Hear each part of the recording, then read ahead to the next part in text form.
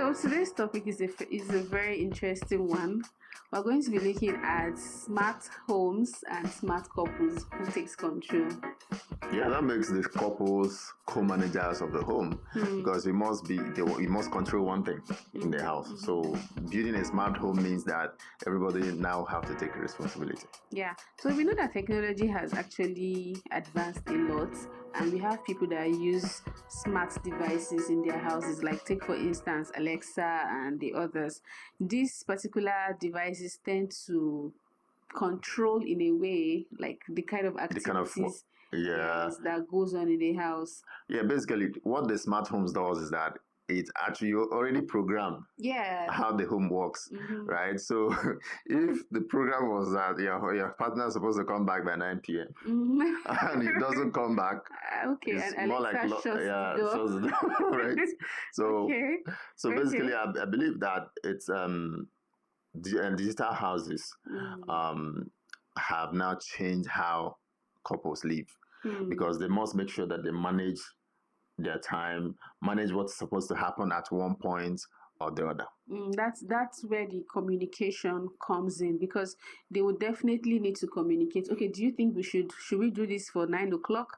Should we put this for 8 p.m. or something? So communication in managing a digital because that has no room for beefing. Yes. You must be in communication. You must understand yourself so that you can sit how your home works. I think that's actually it. It will lead to issues, conflicts, digital conflicts, because the door is shut. Are you going to break the door? And you're already tired from work. You just want to go home and lie down in bed, but Alexa has locked you outside. So that brings to the point that communication is the key. Imagine you're coming back from work and you just want to relax, and you get home, but your wife is jamming, because that's her jamming time. That's the time Alexa will give her playlist for the day. Yes. You'll be pissed, but you might just say, let me just brush it off. But from there, it begins to build the aggression, and the whole anger begins to grow until it gets to a point that you just flare up. That's the part communication has to play. Yes. Because of course, if you know that your partner is supposed to do this or that, this is what happens at this time or the other time. It makes it easy. Of course, you know that, let me put this now, that like when the Champions League starts, let's even say in a very manual home. Okay. You need to hand over the remote now. See the way you said it. You need to hand over the remote now. Okay. So that's like, that communication is important, so that you know when your own priority is there, for you to have fun at home. Yeah. And that's something that's it. Okay, now, so I know of someone that he's like, you mentioned football. Yeah. He's a football freak. Like, he loves football, and then his wife loves this Z word, all the Z word kind of movies and all. So there's a clash, because when he wants to see football, because of course his friends will come over now, sometimes they'll want to sit together in the house. Yes. And the wife wants to see her own movie or her own drama or whatever. Yeah. So that's where the clash now comes in, because he's watching, she's pissed.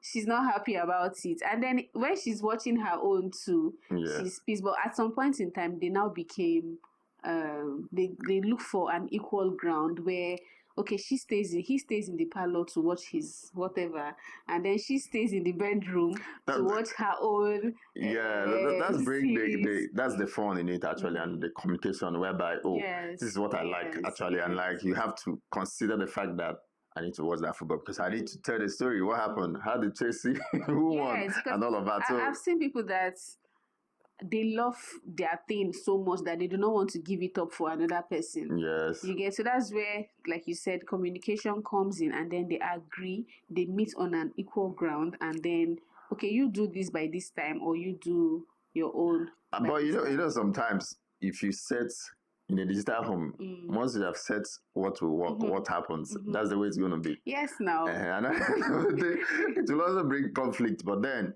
for you to understand yourselves and know that, okay, this person likes this and the other person likes this, and you have to just find a way to reach a common ground. Yeah. Now, how do you keep your home from becoming a tug of war from your smart home?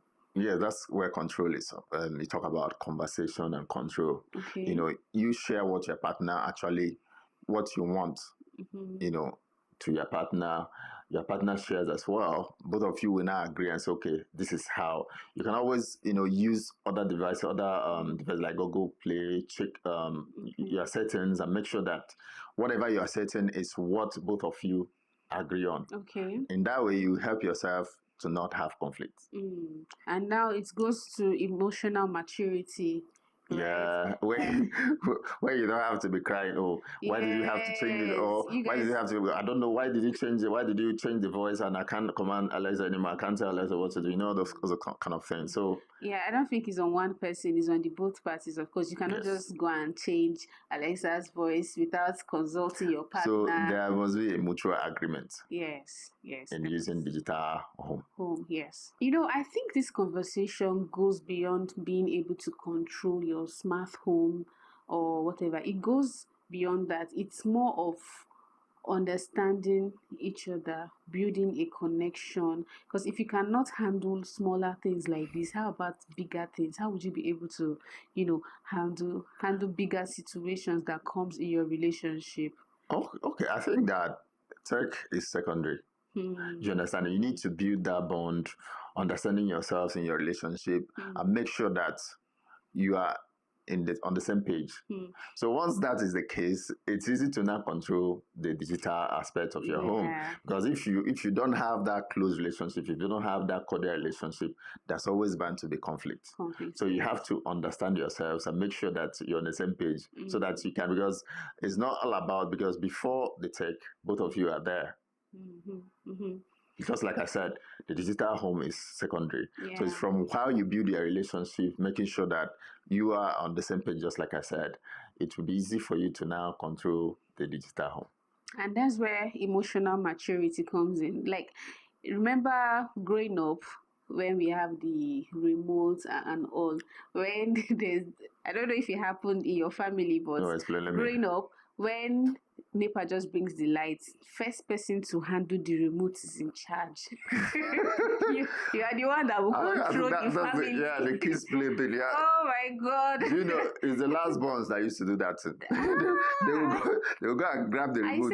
I say, Mommy, this is what I want to watch. And they don't want me to watch. And you use the remote and be running up and down. The moment the light comes on, the power comes on, the first person that handles the remote is going to dictate. Is the king of the jungle at that point in time. So now look at couples now. This is where emotional maturity plays in.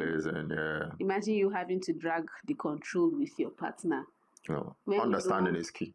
Exactly. Communication, understand yourself. I think you can control any digital aspect of your home once it's not even supposed to be a big thing. No, it shouldn't. It starts from the original. Yes. You already said it, that tech is secondary, right? Yes. But really, a relationship is first. True. Very true. Thank you. Yes. So thank you for joining us on today's episode. Do well to subscribe, share. If you have a story, you can send us a DM. Don't forget to like.